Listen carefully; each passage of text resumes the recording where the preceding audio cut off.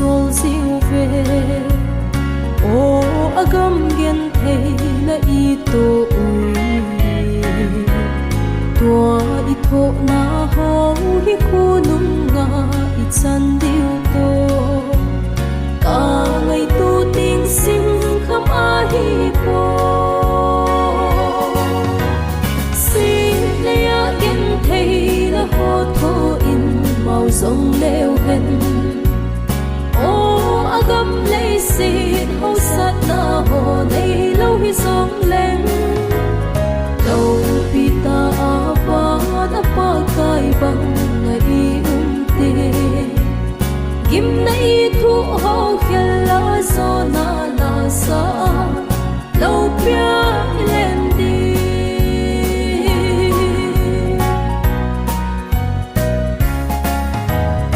o ita san na akun gim le solin di lung hal a min angoi zo ta mu thei ho ve lo in siêu hi te ta san na to wa na thu ho i mu na di si le ya in thei la ho tho in mau zong leo hen o agam lei si ho sat na ho nei lo hi zong leng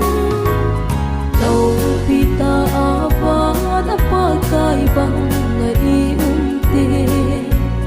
gim nei thu ho khel la so na la sa lo pia len di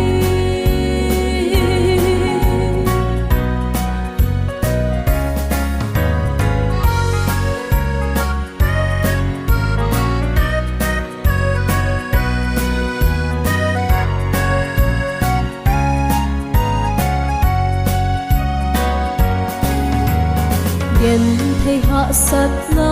thu ma van gam i lut ti tun gen thei thu in mau zong leo hen o inga lal nge pathen sa te lo pi ni ding van a si bang a ki sem ding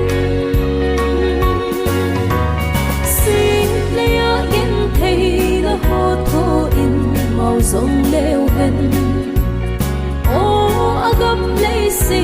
ho sat na ho nei lo hi zong leng lo pi ta pa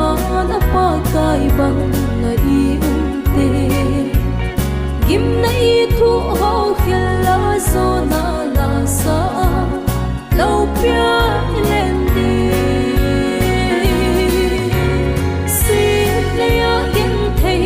ho tho in mau zong leo hen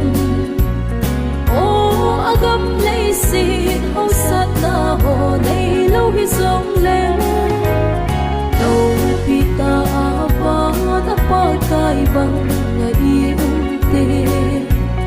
gim nei thu ho khel la so na la sa